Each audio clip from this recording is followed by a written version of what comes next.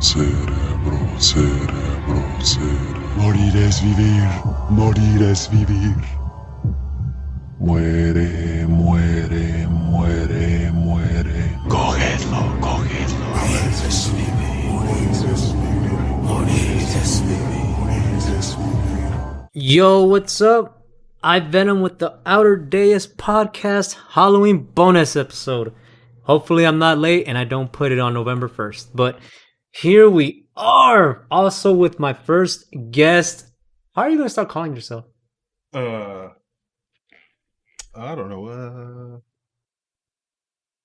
Jahad. Okay, let's just go with Golden Jahad. Golden Jahad, You baby. don't pronounce the D. Yeah, you don't pronounce the D. It's silent. It's silent. So let's get into a quick introduction. So just tell everyone about yourself. I'm Golden Jahad.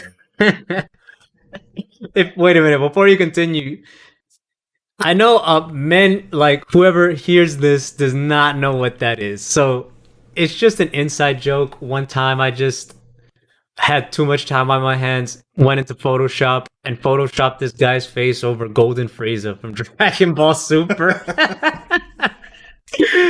Yeah, like, so we've been calling him that shit ever since and he's embraced it.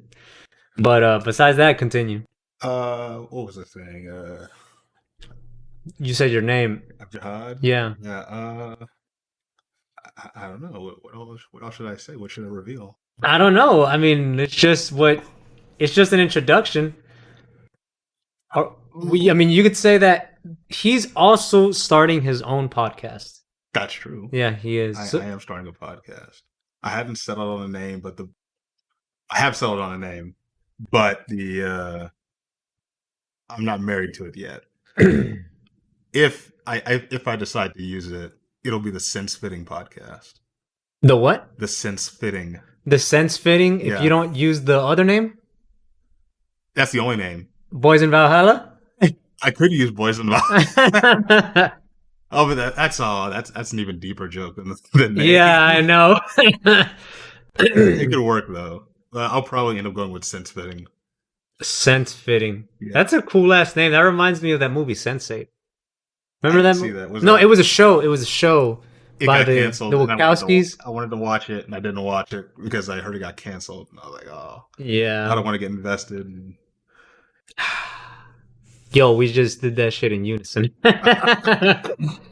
All right, so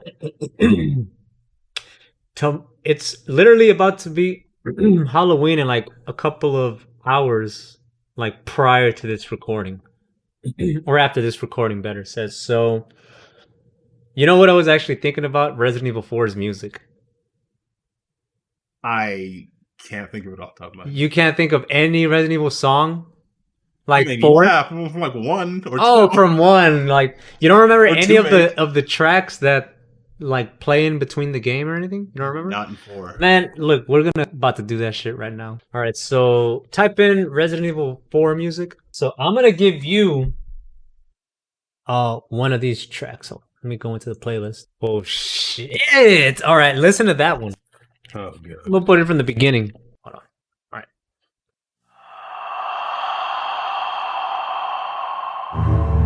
Dude.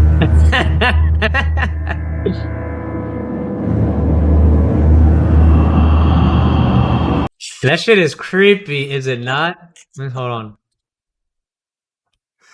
That one right there? I'm gonna have to snip that. Snip that shit. It's fucking scary, right?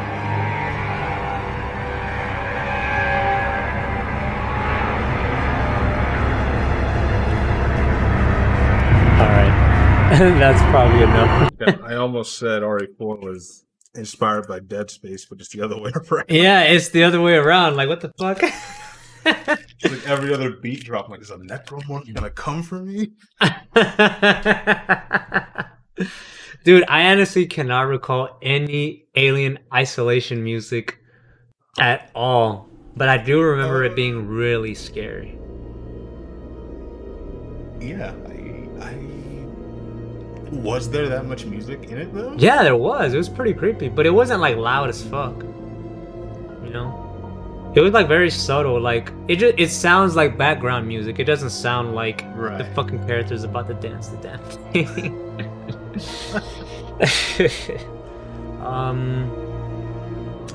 Damn, that game came out like 7 years ago.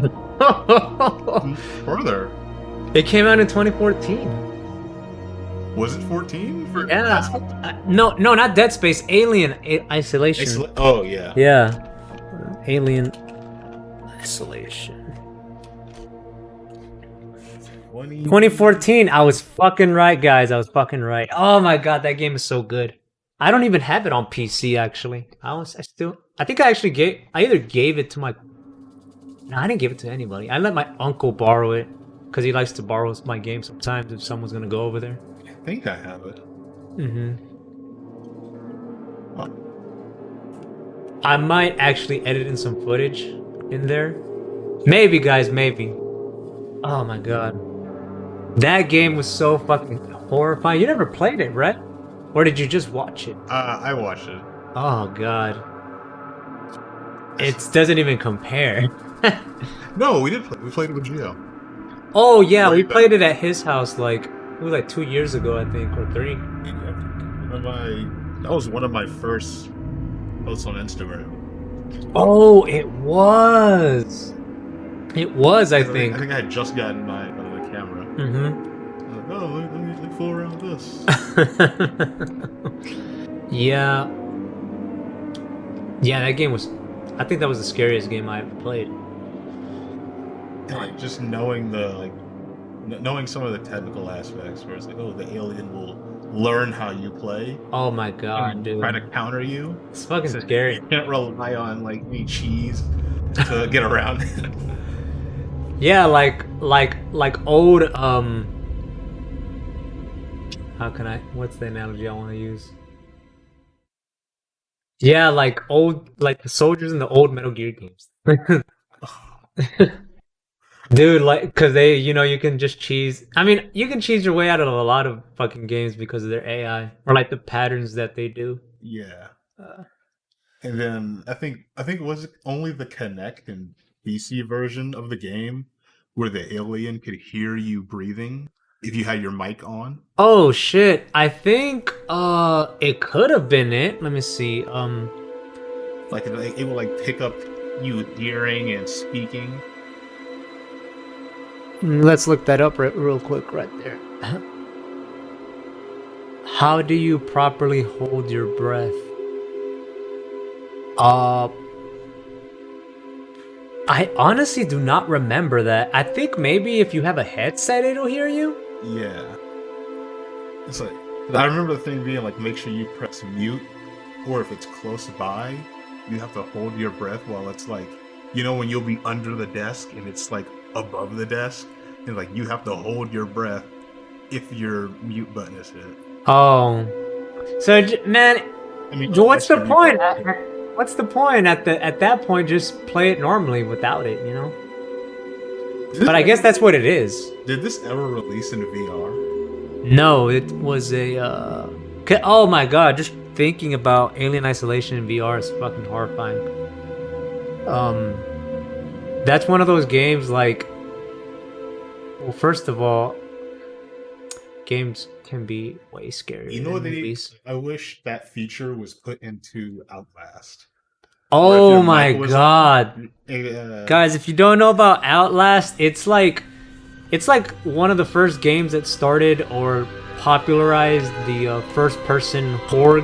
I guess could you call it a genre? No, it's just the subgenre, I guess. like maybe just the first-person perspective of survival horror where you can't really do anything. You can't fight. You can't defend. Always in the defensive. Yeah, you're always on the defense or you're on the run. And you're pretty much in an insane asylum. Yeah, Mount Massive. Yeah, like I don't even remember the story, but that game is fucked up, dude. Like the shit that they come up with in horror games is ridiculous. Like compared to the fucking movies. Yeah. Like movies, oh my god, you guys don't know. I mean, if you want to experience horror games, but you know, you don't want to play, just watch it, I guess, the same way you would a movie. I feel the same way about a lot of the horror games I watch. It's like watching a movie, but the person playing is the protagonist. Yeah, like that's that interactive movie shit. A little bit. Yeah. Oof. Yeah, this game is it's actually kind of like Outlast in that sense though, because you can't really defend yourself like against the alien, against the xenomorph. The xenomorph is like unkillable. It's invincible in the whole game. You can like stave it off a little bit, but even in Outlast, you don't even have that option of like, buying yourself time outside of running faster. Or getting your timings right for jumping or under an obstacle. I remember the ending of that fucking game. I was in a cave or something. Was there ice? There was a lab underneath the mountain. Yeah. And they were doing experiments on people. Like Stranger Things. They were like doing experiments on people to like they were something about the wall rider, like an entity from old Eastern European myth. Oh, I want to say German, but I don't think. What game was this again? It was Outlast. Outlast. Yeah, this is like the company that ran the institution was doing experiments on people. Mm-hmm. And something about they were doing. It was a religious thing or some shit. The second one was religious, but this one was like they put this thing into a collection of nanites. That's really all I remember. I remember it going wrong and they messed up and it got out. That's pretty bad. Yeah. Yeah, I remember at the end, like it was so crazy because I was running the entire time. I think like something was chasing after me. Yeah, the one of the characters, the big guy, he chases you throughout the game. I looked at the wiki, and he was a former security guard who lost his mind because of like being around all the experimentation, and he just chases you throughout the game. Is it? Oh shit! Dan Abnett was a writer in this fucking game. Yo. Okay, guys, if Dan Abnett pretty much made his name writing. He wrote Annihilation 2 also, right? I don't know. Well, he's the one that pretty much made the Guardians of the Galaxy what they are, and it's his run back in like 2006, 2007 that it started. That's what the movie versions was based on, those particular comics. And he's like regarded well as the most imperative. Oh yeah, he did that too. He's pretty much like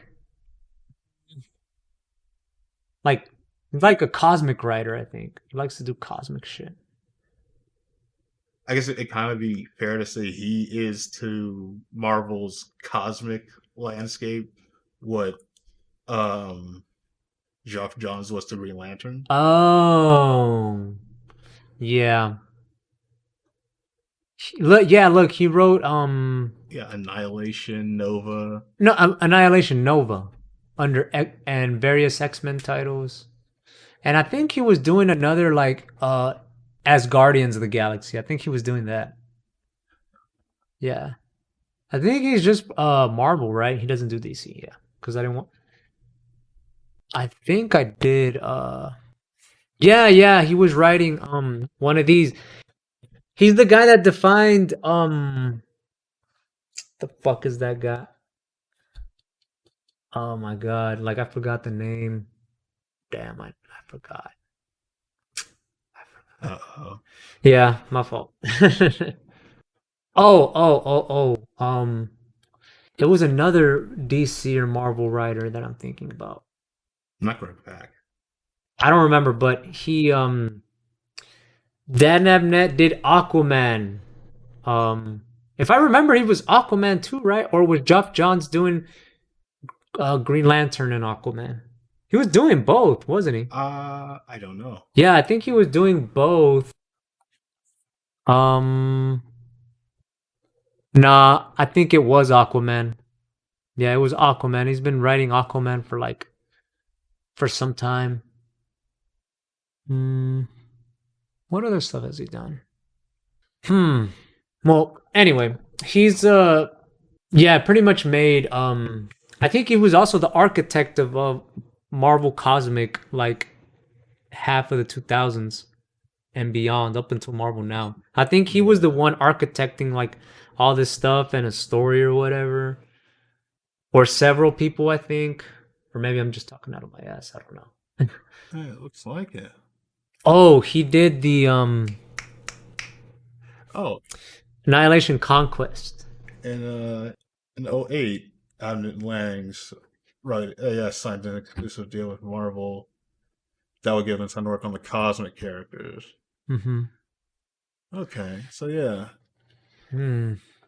Yeah, but I do remember his Titans, yeah. He was doing Titans in DC Rebirth and Aquaman.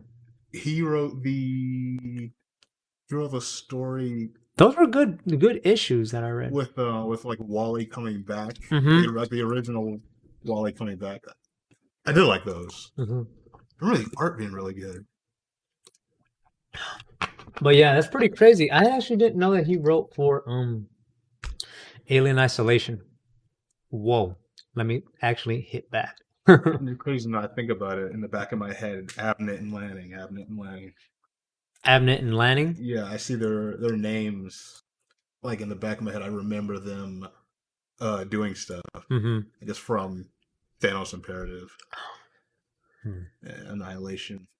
You know this game's it's probably because we're in space right now. The colors are reminding me of Outlast 2, like because of the cornfields and shit. Yeah. Yeah, I think you get night vision too, or is it some lights, like some flares or some shit? Night vision. Night vision, yeah. You have the camera. Yeah, that's what's reminding me. This is reminding me of right now. Did you play Outlast 2? No. No, I know David did. Yes. Yeah, David, he played Outlast 2. And the DLC for Outlast 1. I didn't play that though. I didn't get to play it yet. It's pretty good. Yeah, much like the main game, but much more concise. Ugh. And it's like it's a prequel into the main game, and then after it. Whistleblower, right? Yes. Yeah. Oh, by the way, chat. So the reason why Resident Evil 7 and 8 are playing the way they do, like with first person view or first person perspective, is because of games like Outlast, of how they were changing the whole horror landscape, like around the 2014, 2015, 2016. Like there was just so much, like even PT. Even PT plays like that, where like you can't. Well, to be fair, it's just a demo, but it's like you can't do anything except look at stuff and just walk. Because I think, like before, And it's in first person. Horror would be like the arcade games where you could fight back. Mm-hmm. But now to just be like a bystander, to be in the movie instead of watching it, I think that made a big difference in like the experience people had. Mm-hmm. Damn. I forgot what game I was talking about. I think that's why I like watching horror games so much instead of playing them, is that it's scary, but it's not so scary I can enjoy it. Yo, I forgot what game I was talking about, dog. Resident Evil 7 and 8. Yeah, 7 and 8, yeah. And how PT was influenced by those games and was also an influencer too, and it was just a demo. So like that one game Abandoned that was coming out, where like it looked like Silent Hills. Sounds familiar. Yeah.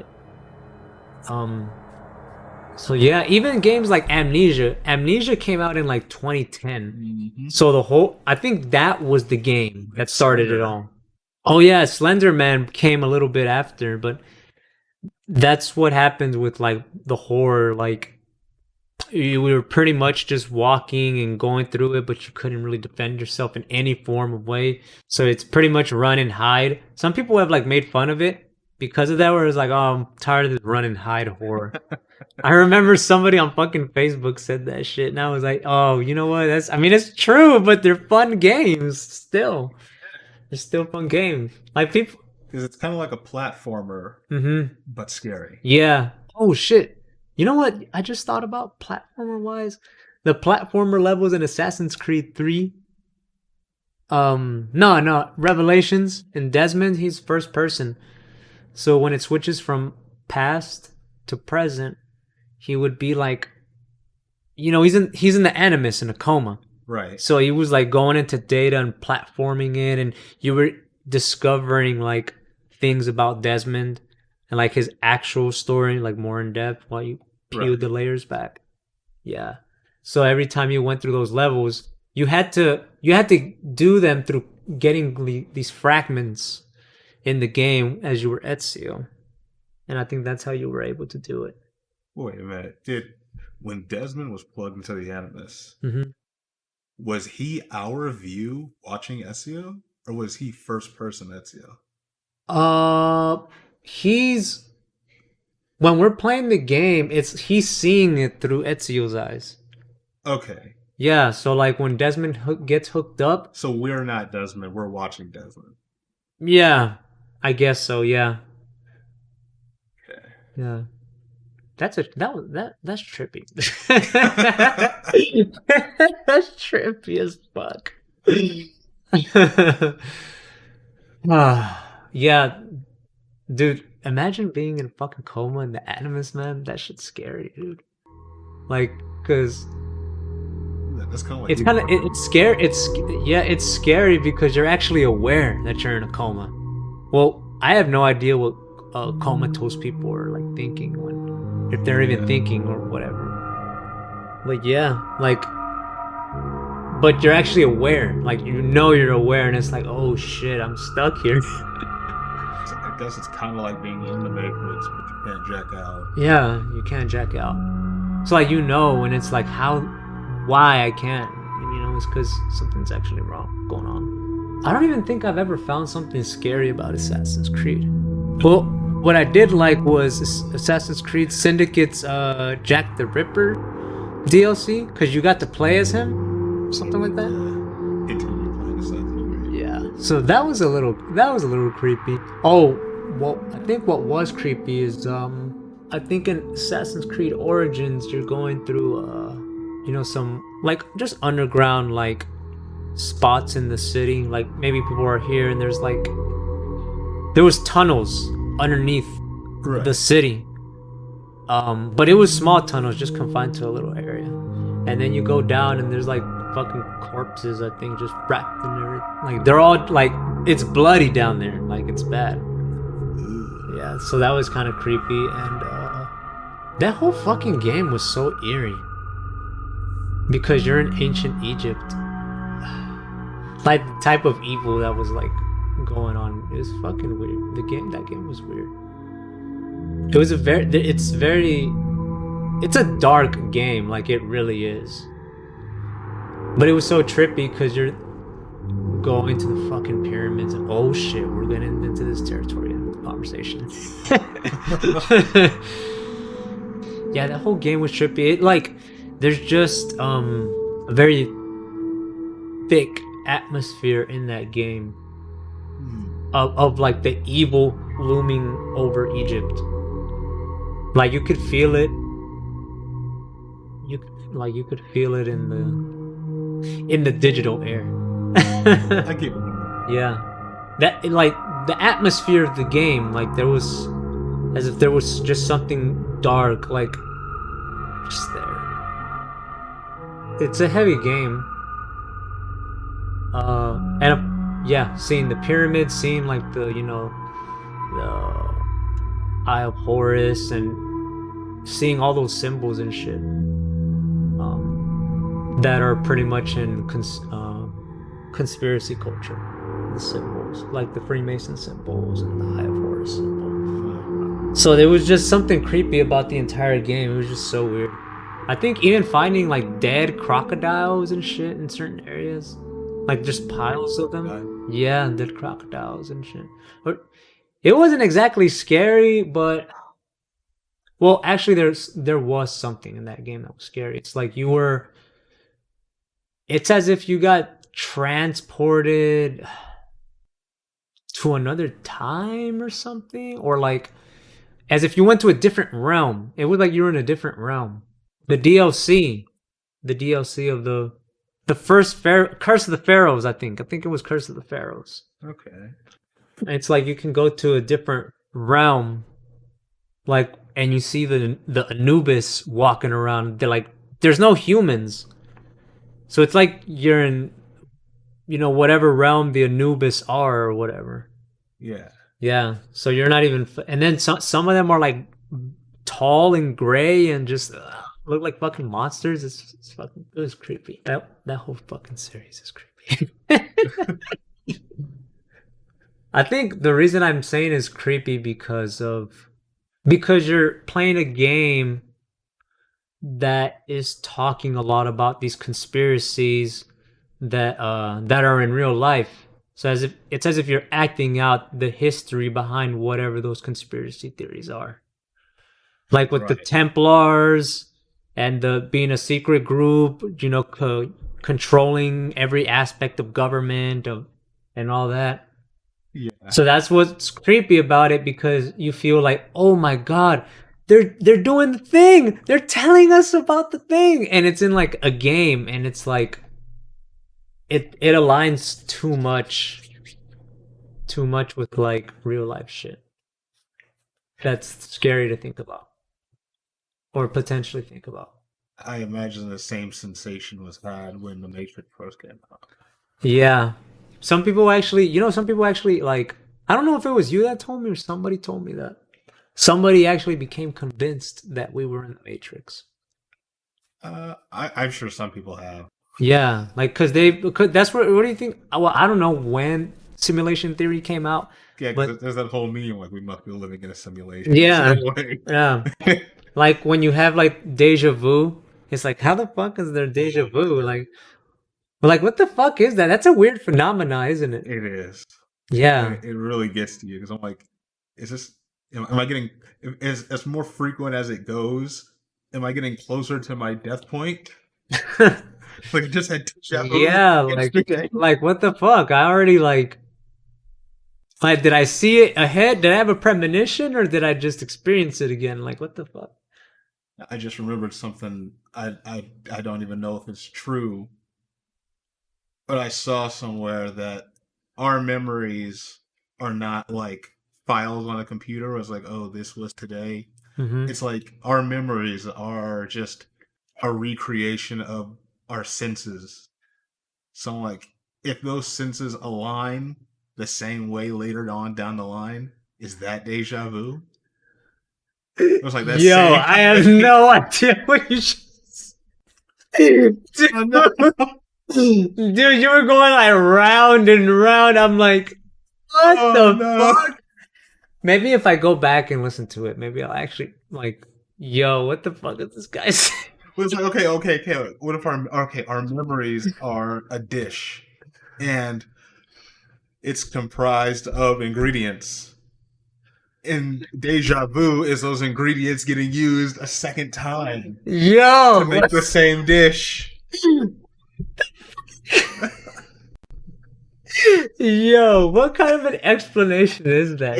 Okay. 2010 was I need some water, bro. Throat dry. Okay. Deja vu is crazy. It's crazy. Deja vu happens because the same thing in our brain is happening as it did back then. Oh, so we think that it's happening. Is that really what it is? I don't know. Fuck. What I think it is. That sounds like a good ass explanation, dude. I don't know that, because I remember Metal Gear Solid Ground Zeroes had the whole deja vu and jamais vu, and I think we get into this fucking conversation. I just know that, but I think we just went into a rabbit hole, dude. I don't know how we got here. I was talking about Assassin's Creed. Assassin's Creed, and I said the And- Matrix. Yeah, and then you mentioned the Matrix and how it could be like this. Like, whoa, that simulation theory took us somewhere we did. I have no idea where it was. It was something in the great beyond. That's fucking weird. Yeah, but it just feels like as if they're trying to tell us that some of this shit is It's real. Is surreal the right word? No, I was gonna say real. But I mean, would surreal fit here? I can't think. Maybe because it fits just so perfectly. Yeah, You know?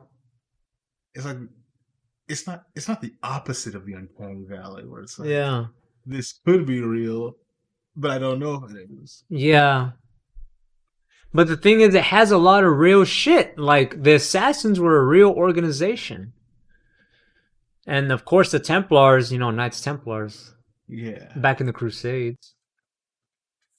Yeah, so it's a different kind of scariness. It's not like, it's more of like you're horrified that when a company gives you a product and it tells you what you're being led to believe, excuse me, you kind of start thinking, oh my god, it must be like real, like holy shit, it's like they know. but are they embracing the meme? Yeah, yeah, I know. But that's how that's how players like can think. Like, that's how I thought. And I mean, I still think of it like that, except without the pieces of Eden and shit. And that's just, it's scary. It's scary. Different kind of scary. Which is, man, all of these games aren't even horror games, but there's scary shit about it. Like Deus Ex Human Revolution, that game is scary. I get what you mean. Like, it's fucking terrifying because it deals with the same shit like as Assassin's Creed. Give me a second. Okay, it's just the Lord. For it is with your heart that you believe and are justified, and it is with your mouth that you profess your faith and are saved.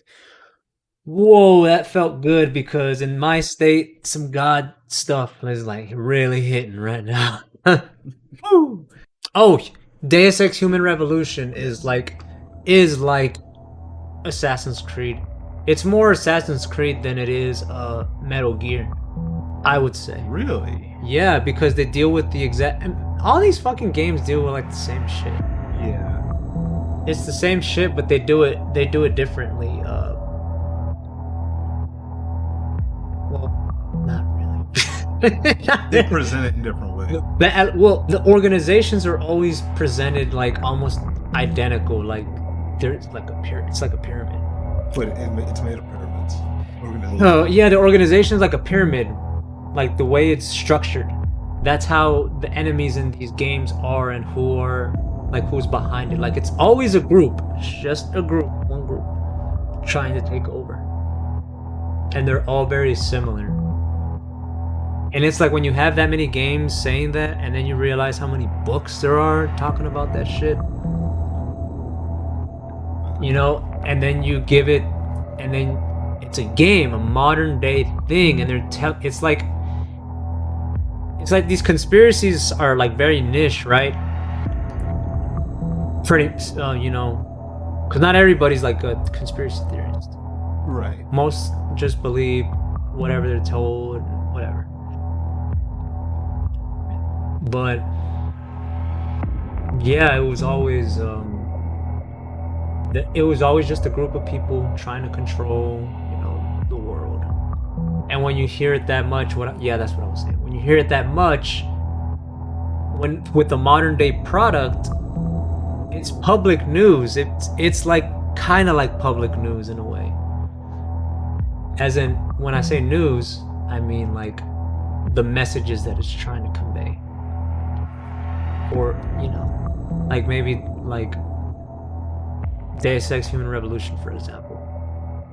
The cybernetic augmentation control that they can use on people. Like, that shit's scary. And when you hear like, you know, the Mark of the Beast thing when you're gonna get the chip and everything. I've heard of this. Yeah. So then you're shown this media before it ever happens, and it's like, oh my god. And then it starts happening, and it's like, yo, what the fuck? Like with the chips, you know, like Elon and his fucking Oh, the Tesla uplink. yeah, the chip that you're gonna put in your brain. I forget what he calls it. I forget. I remember the news when they were able to successfully transmit. It was like a music or a game into a monkey's brain. Yeah. Neuralink. That's what it. Yeah, Neuralink. Yeah. So you're shown all this stuff like in that game. Deus Ex Human Revolution came out like in 2011. Jeez, that was like 10 years ago. 10 years ago. Let me see. But imagine that, like, you're being told, yes, I was right. Oh, happy anniversary, late anniversary. I forgot. Fucking ass game.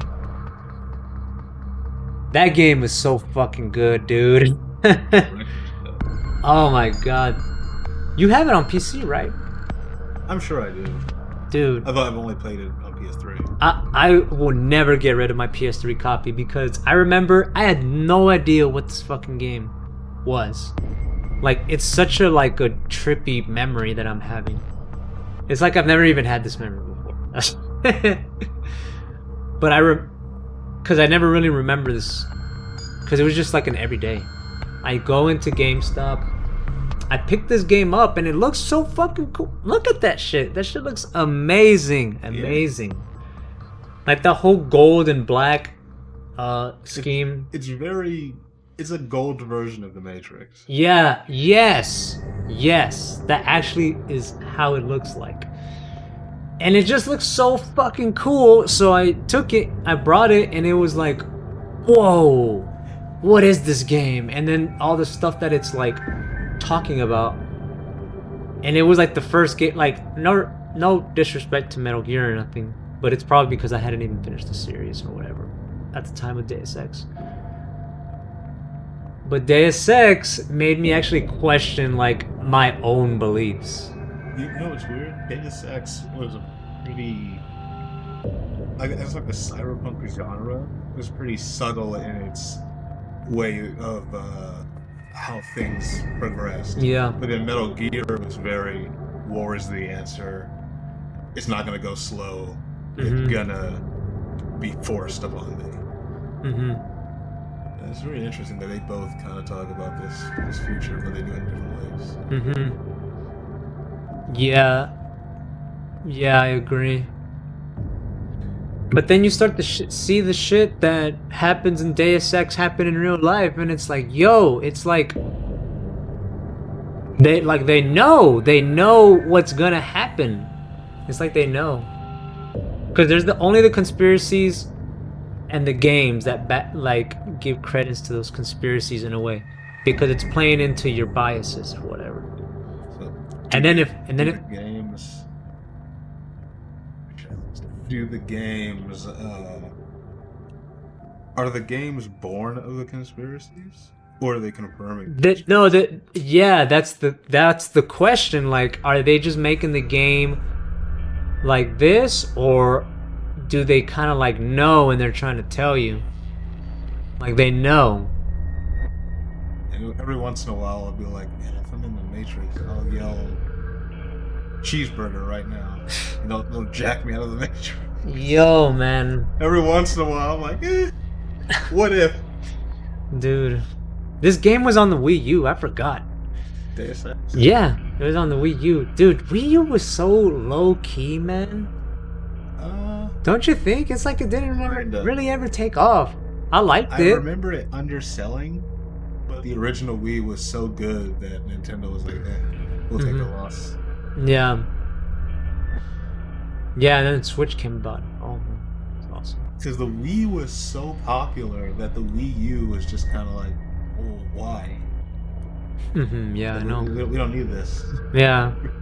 We still going good. I don't, dude. Deus Ex Human Revolution on the Switch would be fucking dope. Like Cyberpunk on the go, like the It could best probably kind. run. The best kind. So yeah, it's yeah. Then shit starts to happen, and it's like, oh my god. Like the answer was that it's like they know because it's like as if it's laid out and they're trying to tell you, and that's scary. I guess the answer would have to be: would the developer Mm-hmm. be on your side, just like Mm-hmm. you who already knows, Mm-hmm. or are they on like a different side and Mm-hmm. they're like helping out those who don't? Mm-hmm. You went into the rabbit hole on that one. But yeah, it's creepy. But it's such a good fucking game. Like, oh my god. And then I played it the second time and it was so crazy because I actually was thinking about my final decision in the game, like what to do with all that information that you were given. And I kind of wanted to pick that one less than the first time. Like the first time I was like, no, that everyone should know. And then the second time around, I was even debating if I should even do that. Oh. And I was like, and then I thought to myself, they don't deserve this they don't deserve this information, but they need this information. Mm-hmm. That's how I started thinking about it. And it was and it was I was thinking about it for real, like outside of the game. Like would I do that knowing that people like don't want to listen or never want to have an open mind about something? Yeah, I think I've heard this before. It's like the what if you came across a group of people like the Matrix who had spent their entire life under an illusion. Mm-hmm. Would you pull them out of that illusion? Yeah, I know. Like, do they even deserve? Do they even deserve to be free?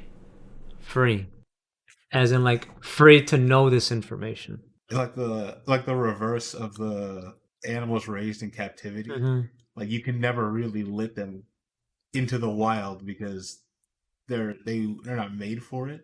They wouldn't survive without the same in the wild versus in captivity experiences. Mm-hmm.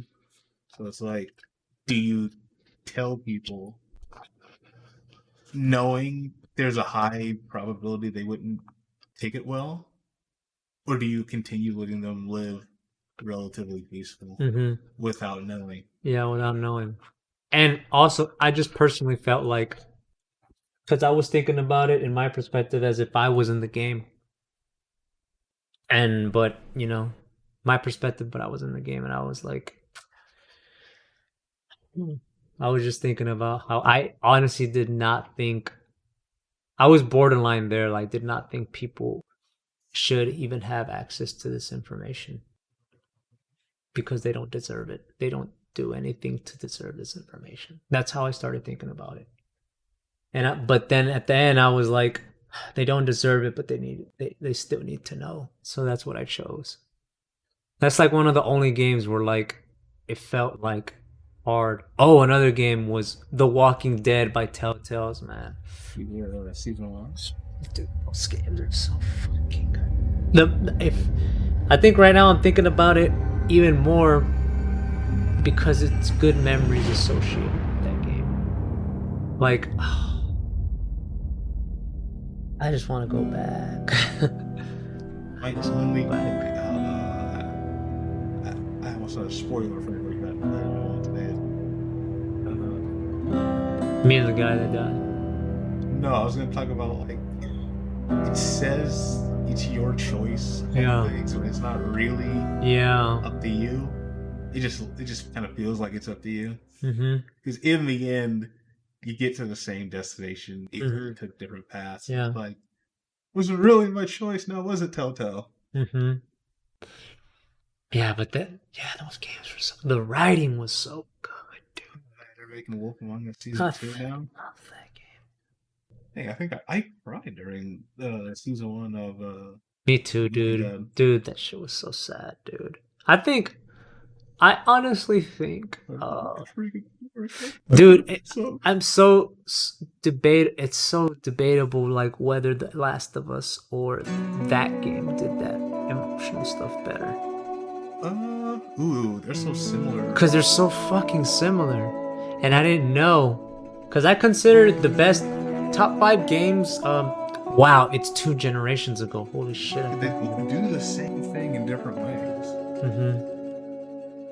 They felt so similar. Like, and I was saying my top 5.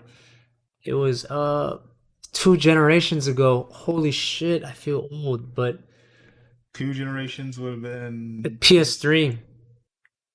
Oh shit. Yeah, it was I a almost long said time PS2. ago. It was a long time ago, and I'm like, oh my god. But the top 5 games that I felt were Metal Gear Solid 4, which is actually a scary game too. Well, all of Metal Gear is I scary. still haven't played it. Oh my god, dude, you still haven't played it. You haven't even gotten past Phantom Pain. I keep putting it off. I'm like, oh, I'll set aside a weekend and. Do you want me to just let you borrow the game on PS4 to give you a little bit more like? I have the game. It's installed. Oh my god, dude! It's been installed for like 2 years. On the PS4? The PC. On the PC?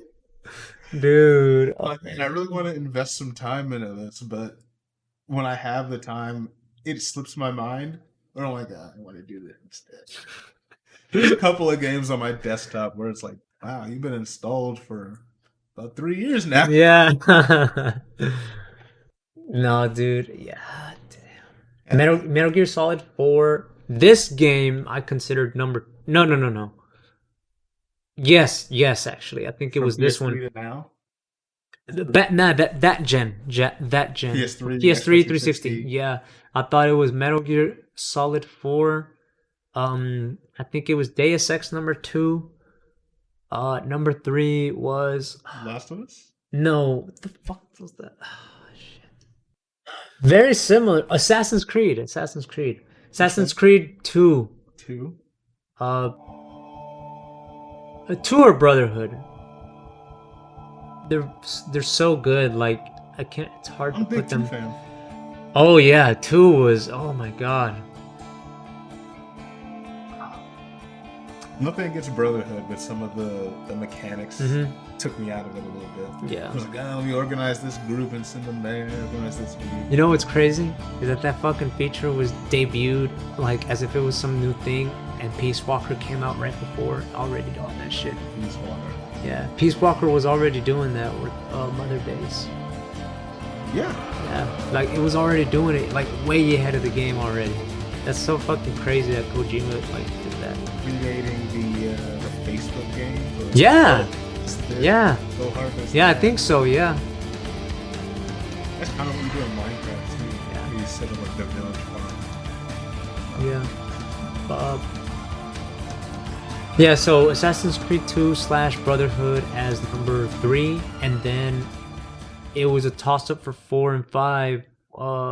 Last of Us and The Walking Dead season 1. But season 2 was like PS4 gen. If I remember correctly, it was. Yes. Yeah. I think it might have been on both. It might have been closer to the PS4 gen. Mm-hmm.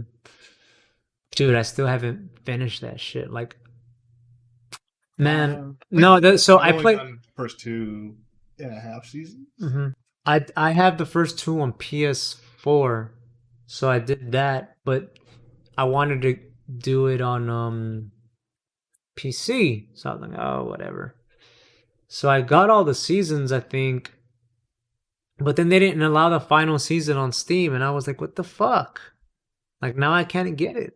Gotta go somewhere else. I forget, and I'm like, fuck that. And I can't even integrate the decisions that I made in the previous seasons to the final season if I do get it somewhere else. How new was this? This wasn't. It wasn't because it was an Epic Games exclusive, was it? It wasn't that. I don't know if it was an Epic game. I think that's what it was actually. The Epic Games thing. But what's the top 5? Yes. Yeah, top 5. So it was a toss up with season Oh, we were talking about the gens of the games, but yeah, The PS3 gen was at number 5. The Walking Dead season 1. yeah. That's what it Last of Us. was. Yeah, Last of Us was number 4, I think. Number 3 was MGS4. No. Number 3 was Assassin's Creed 2 / Brotherhood. Okay. Mhm. And 2 was, Deus Ex Human and Revolution. then 1 would have been MGS4. Yeah, MGS4. Oh, like it's not even a debate. What fucking game was top in that gen? It was that game. Like that was the fucking game. Yeah. Yeah, it was so fucking good. Like it's so fucking good. I love that game. Like it's so linear actually. It's actually a very linear game. But maybe it's because I just noticed it more. Like as I played, and like just thinking back on it. And how level design used to be and stuff. I mean, it was pretty linear even in the older games, so like, I don't know. At least the first level was kind of linear. Oh man, All I can remember was that sick fight on top of the pillar. oh my god, dude. You mean at the very end? Yeah. Yeah, dude. And then the crawling and the throwing. Dude. That game had scary backstories. Actually, I feel bad because I've seen the memes of Old Snake crawling through a literal microwave. Yeah, like, yeah, he's going through a microwave in the game. It's so fucking epic, dude. Like, oh my god, that game is so fucking epic. Like, it's so amazing, man. It's so amazing. But yeah, the level design was kind of linear. Now I'm just thinking back, I'm like, well, it was kind of linear in the older ones, but it controls so good. Like the shooting and the combat, and like everything feels so good in that game, and it's so, the octo camo is so beast, dude. It's so beast how it can like adapt to any surface in the fucking game and camouflaging. And the way you can like, you don't just crawl, you like crawl slowly, like you can do that in the game, and then you can roll too, like on your side. Like you couldn't roll like an MGS5, but you can roll to like your back, you know, like get on your back and be like, you know, you could do that. It's a lot of shit. In a way, it's kind of like the director's cut of the series. Yeah. All the best stuff enhanced.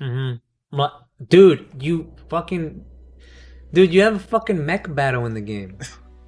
Dude, it's fucking, it had everything, dude. Fucking had the fucking, the tragedy, the depression, the love and the emotion. Oh, dude, it had everything. The conspiracies, the epic fucking fights, mech battles.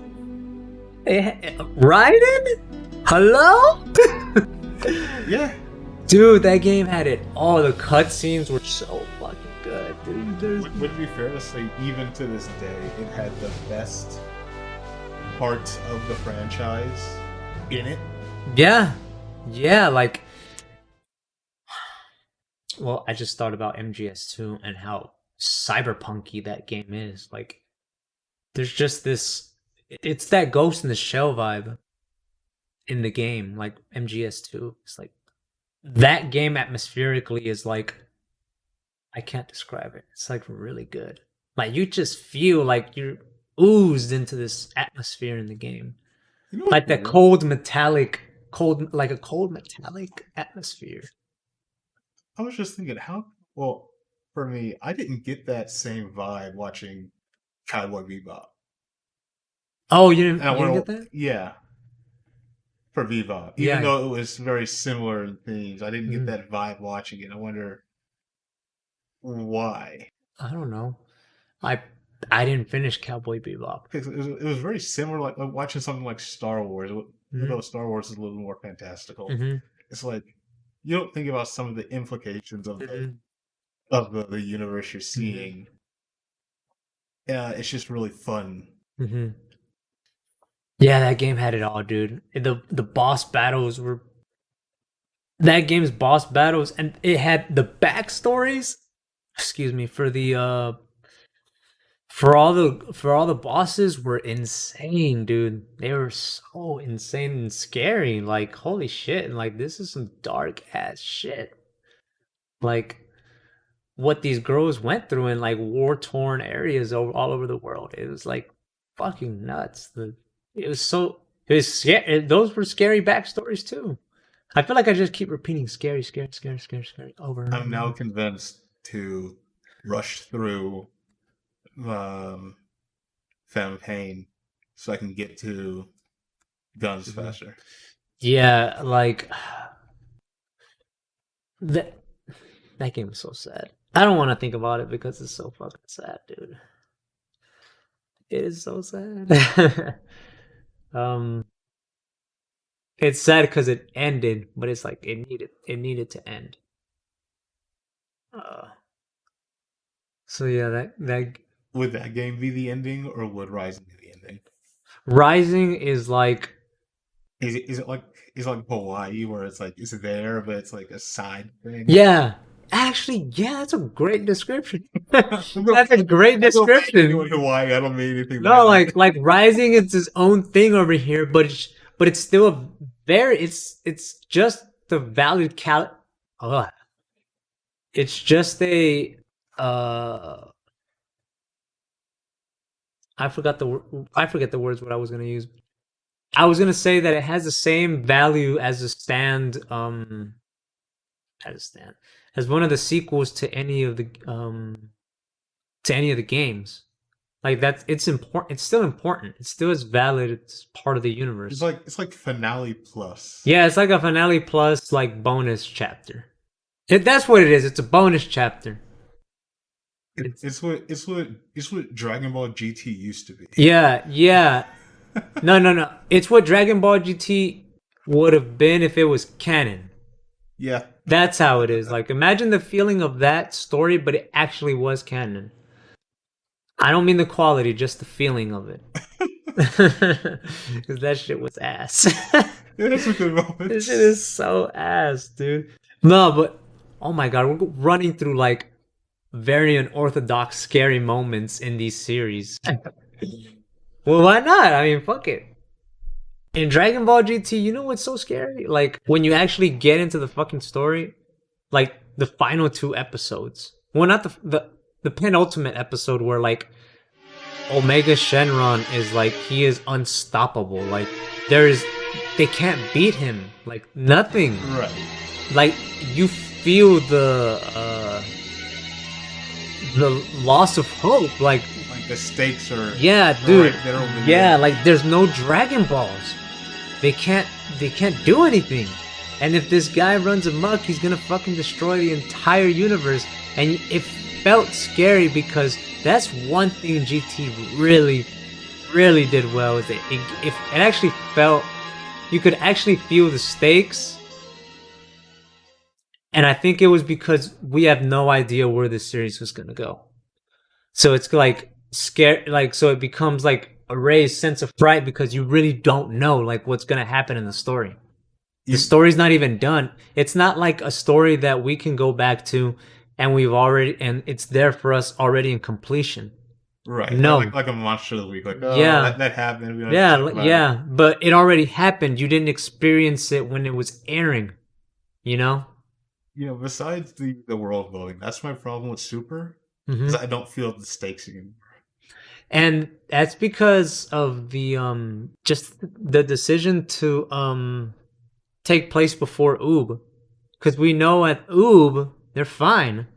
Yeah. So that's why you're like, well, okay, well then how did we get here? And then you just see the story. That's how the show feels. It's like they're trying to like explain stakes, but you already know the ending. So like the stakes in Dragon Ball Super would have felt so dire if we had no idea what the ending of Dragon Ball Z was or Dragon Ball the manga was. It'd be terrifying. Like they're gonna fucking fight to the death in a multiversal tournament, or they're gonna get erased. And you have no idea if, because the story's not over, we don't have a reference point like we do with Oob. But like, it would have been really scary because you're like, oh my god, like they might die, like Super they have to do that. But the time placement in the series is not good. Like that's one thing I don't like about it. It's just not good there. All these stories would have been fine had like we could have still had this Oob ending, but as if we still hadn't gotten it. Yeah. You know, like Dragon Ball never ended. It was still ongoing. And we just haven't gotten to the Oob scene. So if we didn't know, so even if that was going to be, but we didn't know, it would have felt scarier. Yeah. Yeah, it would have felt like the Zamasu arc would feel terrifying. That shit is insane. Fucking Zamasu just literally mows through every single god and god of destruction in Kai. Like in his universe, like in his timeline, in his multiverse. That's a big fucking scope of a story. Like that scope, it's a wild concept. Just thinking about it. And then he's going through mowing down everyone, and then he goes to a different timeline, and he's too strong. Like he really is too strong. Wow. Like he's just too strong. You know? Yeah. Super kind of feels like a Bond movie or an action movie where you know the hero's gonna be okay, but you want to see him do it. Now with Super, it's like I know they're gonna make it through it. I just want to see how they get it. It feels like It feels like Dragon Ball: The Lost Episodes. Yeah. That's how it feels. Excuse me. Yeah.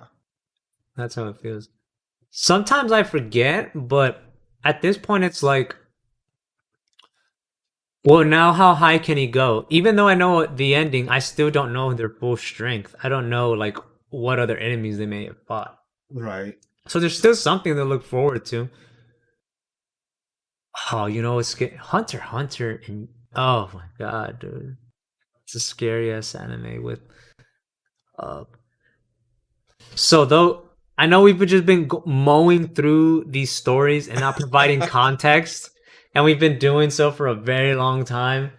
But Hunter x Hunter is pretty much about, you guessed it, hunters. And in the show, it's a very similar to Dragon Ball, the Cell Saga, where the Cell just comes out of nowhere and he's like sucking people up and eating them and shit, and like, oh god, and he looks so fucking scary. That was really scary. Yeah, like it was scary. There was a sense of dread over every episode. Dude, the fucking music, the Bruce Falconer music, for when this motherfucker was coming out, it's just terrifying. The slow-mo pans over like the dead cities. Yeah, like what the like there's just clothes on the ground, like whoa, what's happening? Like I've never seen anything like that before. That's how it, like, yo, what's this terrifying, like what's happening? Like like because they were building him up, like all of a sudden Kami was like, I feel something like down there. Like just like there was just something so mysterious about it, and we didn't know what he was talking about. Like his that was such a great fucking introduction. It's terrifying, scary ass character. He was so meme worthy too, like you know. But this shit is scary. But yeah, it's like that arc, this arc in particular in Hunter x Hunter feels like that because it takes inspiration from it. So much so that one of the characters literally looks like Cell. But this thing is like, so in the story, it's pretty much like these species called the Chimera ants. And the queen is eating people or has her soldiers or whatever. Like, she eats the people and bores them out. And then, like, they keep on eating, like, the people. Like, they're killing them and eating them for real. And it's, like, a sense of dread and, like, frightfulness with the Chimera ants because you have no idea what they're about to face because they're so strong. Like when Remember like when Pito just fucking speed blitzed Kite and just took off his fucking arm? That shit was scary. That arc is it's like so suspenseful too. Especially when they get to the fucking palace. When they get to the palace, like when the king came back, Meruem came back because the butterfly and the other guy like gave him some energy. Oh, that was so gay. If there's one thing Togashi Yoshihiro can do is write gay shit, because it's either funny or like you get a character like Sensui. You know? Like he just knows how to do it. Like he doesn't care. Like Japanese manga are so progressive. Yeah. They are so progressive, but they don't do it like us. I think this came up in a show I was watching or listening to, and you mentioned that. I was like, Japanese manga's been pretty progressive for a while. And I think a lot of it comes off as subtle, you know? Yeah. And like over time, they just eased it so naturally. Yeah, like we've been watching shit that we weren't even thinking about, like discussing or arguing about. Yeah. And it was already in anime and in manga. So it's like they're very progressive. You know, I would say, because this comes up a lot in American comics, isn't that they're doing the wrong thing? They're just doing it the wrong way. It's just not fitting in right. Yeah. They can Like it's integrate it, people won't even notice. It's like they're integrating it the way you would try to put a triangle block into a square peg, square hole. It's like that's how it feels with American comics and whatever that they're trying to do. You know, like it might fit, but it's going to be very obvious. Yeah. But what was the last game I was talking about? Man, that Metal Gear conversation was a while back, wasn't it? I think it was Metal Gear 4. Yeah, but like, where did we go from there? Fuck. I think we like went into this rabbit hole of something like from Metal Gear games. I think. Like 2, like the atmosphere, and then like Yeah. Yeah, we diverged so much. Let's get back to the horror shit, man. Fucking Resident Evil 4 and its music. Like, damn. Oh no.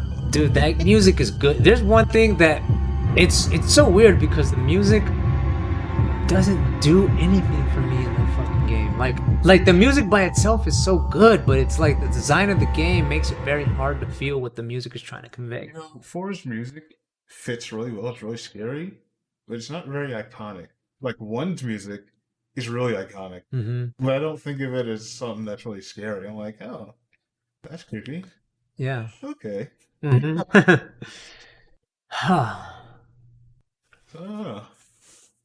Yeah, Rising though is a valid entry. That's where we were coming from. Yes, Rising was a valid entry. It's a finale plus. Yeah, it's a finale plus. It's a bonus chapter. You know, like a side story bonus chapter at the end. You know, of the series. GT. Yeah, it was like GT. Yeah, but if GT was canon, like that type of feeling of the story where like there's something after.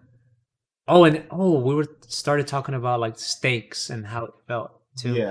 Yeah. All right. And how the stakes made that story scary. Oh, and Hunter x Hunter. Like, cause they were so strong, and the creatures looked very like creepy too because they were a mixture of like the whatever animals that the Chimera ants were eating. Yeah, so it was pretty creepy there. You know, it was really scary that I saw recently. The Promised Neverland. The Promised Neverland? Yeah. What was that again? Oh, yeah. There were some moments in there where I was like, oh, I'm terrified. Yeah. I'm a grown man and terrified. I think I saw or watched that they did 2D characters in a 3D environment so they could get these realistic camera shots done, which really added to the sense of fear that you got from watching it.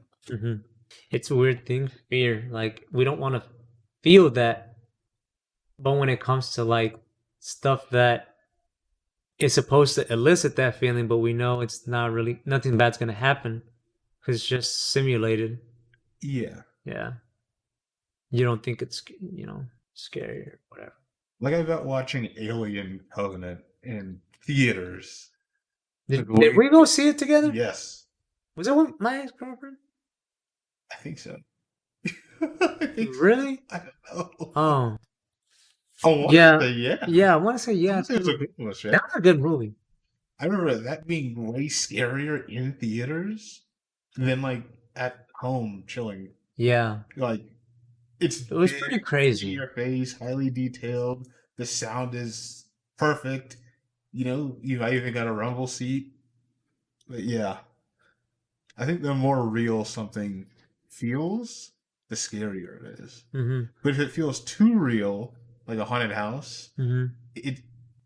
that sense of scare or dread kind of goes away. You're like, nothing's happening to me. This isn't dangerous, even if it is real. Mm-hmm. Wasn't RE4 gonna be DMC3? Or vice versa? At one point? Resident Evil 4 was gonna be No. They were making Resident Evil 2. Or something about the assets? No, it was Resident Evil 2 or 3. And they I think it was the beginning of Resident Evil 4 actually. Yeah, you're right. And then it spun off into its own thing early in development. Yes. Mm-hmm. And then they did something else with RE4. I'm trying to remember the dude's name who did it. DFC. He's like a real life common writer, or like a JoJo character. Neki Kamiya? Yeah. There's a picture that goes around of him when he's young, and he's just got on like a leather and bandanas, and he's doing a pose with his girlfriend or his wife. I don't know if they're married yet. He did something else that also goes into like that picture, that meme's caption. I can't think of what it was. It was something big that was also like hyper stylized action. Wow, what a conversation. You know what's crazy is that Deus Ex Human Revolution is a prequel. And we kind of do know like where that game leads. And it's crazy because a lot of that shit is like kind of visible now. Talk about scary games without talking about actual scary games. Oh, I was trying to think of this earlier. I think there's a couple that are they're like psychological horrors, that they're like a game about like how much it sucks to grow up. Or like a game that's like about the monotony of going to work every day. There are some games that are like on the nose about it, like We Happy Few. Like what? We Happy Few. I haven't played it. I saw the trailer a couple of times where it's like you have to walk around happy or you'll get caught by the police. And I guess that kind of fits in there. It's very on the nose though. It's not subtle like some other games, but it's very on the nose about like this dystopian future that kind of pops up in a lot of media. It was like, you must walk around happy. Like all the people on all the box art have on these like fake smiles. And it's like, oh, this is creepy. It was kind of like that movie. What's that movie that Christian Bale did? I think he did. Where it's like everybody has to walk around without showing emotion. It's like they all wear gray and everything's like grayed out. Not black and white, but it's like this gray tint over everything. They all wear gray. And I'm trying to think of what it is, where it's like everyone must be the same. You can't show emotion. Like the Vulcans, you can't show emotion. But it's like a forced thing. It's not like inherent like the Vulcans are, where it's like, oh, they don't show it as easily. Even though they feel it, they don't show it as easily. But it's like the people in this movie, they feel it, but they're forced actively to hide it. Oh, what the hell is it? This is gonna eat me up if I can't figure out what this movie's called. I don't know. It's been sitting on my Netflix list for the longest time. And I'm like, oh, I'll watch it today. Or I'll watch it today. Or I'll watch it tomorrow. Or next week, I've got time. I don't know. Oh, it's eating me up. I can't remember what this movie's called. Resident Evil. Isn't that like the thing about like old zombie movies? Well, Where it's like the zombie was like the person who does the same thing every day without thinking. Where it's like you don't like live for anything. You are a meat robot. Or like, ooh, okay, this is kind of weird. It was like you fit as a cog into this system. You don't actually work for yourself in any way. mm-hmm. Or it's like everything you do is just enough to contribute to whatever greater good or bad or neutral. I don't know how you look at it. It's like that all work and no play makes you a very gearbox boy. like that yuppie stereotype. Like if you watch any early rom-coms, it's that same, 9 to 5, very boring, doesn't do anything different every day of the year. Like SpongeBob if he didn't have hobbies. Or Friends. Squidward, oh god. Huh? A lot of people identify with Squidward now because it's like, I live only to work, but I only get enough out of my work, just enough to live. But I only live just enough so I can work. Mm-hmm. It's like, I hate my job, but I need it. Yeah. Ooh, does SpongeBob fall into that horror without being horror? Dude, I think so. Because when you're young, there's that meme that floats around. When you're young, you identify with SpongeBob. You're very carefree and happy. Mm-hmm. But when you're older, you identify with Squidward, Mm-hmm. where you've seen enough Mm-hmm. that you convinced, like, oh, this is all bullshit. What am I doing? Mm-hmm. Yeah. And then if you're lucky, when you're out with your Mr. Crab, is where it's like, mine is mine. I don't do anything with it. Whoa. Mine is mine. Kind of cool way to seg into this. I thought about Bioshock right now because of what you just said. I don't even think if it was relevant, but it just felt that way. Excuse me. And that game was pretty intense. And it's scarier because you're in an underwater city. Like, that's dangerous. Is that a game warning us about Elon's Mars city? Maybe, I don't know. So do you really want to go a couple 100,000 miles away to this air bubble where no one can hear you scream? Did you think that game was scary? Bioshock? Oh yeah. Well, like, it was not scary like Deus Ex or something. It was It's like, scary, it's horrifying or it's that you're seeing this. like this environment. Yeah, like, holy shit, like, what's going on here? Yeah, that game was insane. It's weird because it's presented as like a future that's heavily past influence. Mm-hmm.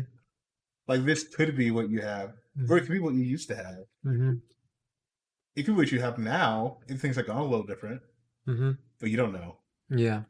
It's like one blade of grass out of place. Would that be where we are now? Mm-hmm. If we didn't have the .com crash, would we be on Mars right now, like Bioshock? Bro, you give me way too many scenarios, man. My brain can't handle this.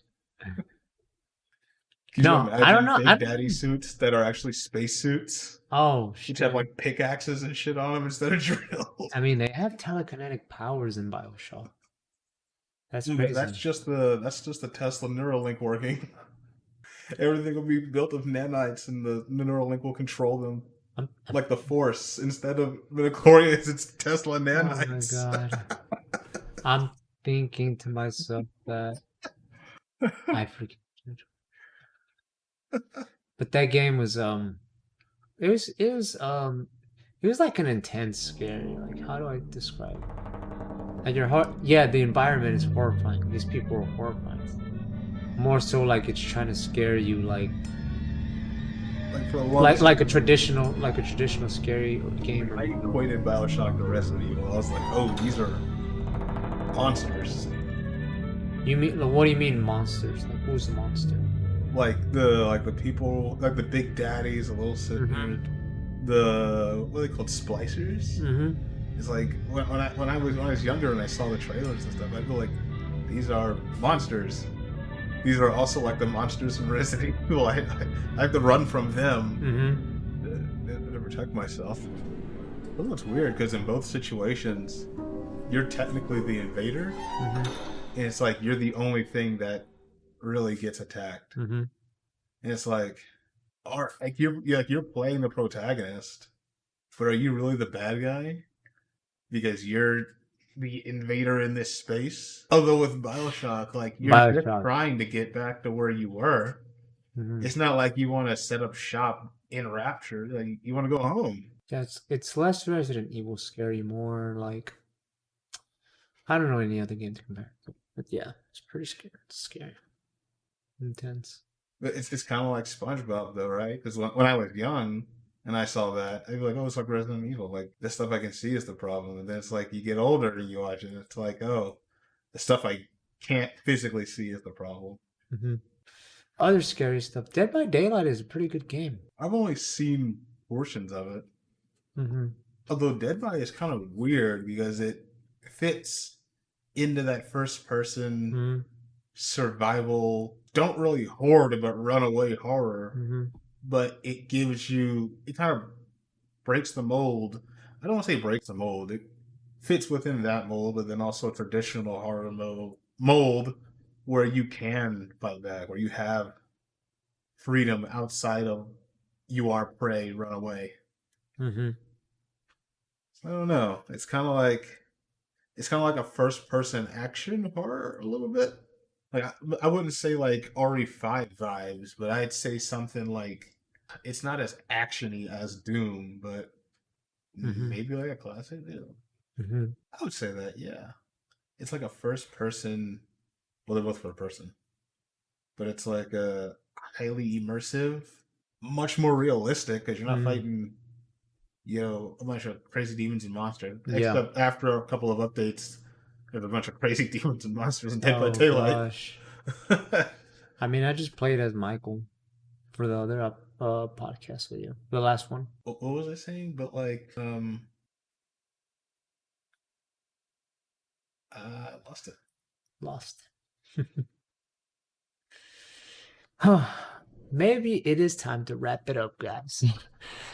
All right, so this has been iVenom and Golden Jahad with the Outer Days podcast episode. Well, not the episode, but the Halloween special bonus episode. And I'll catch you guys on the next one. Peace. Final report. The private starship Outer Days. Commanding officer reporting.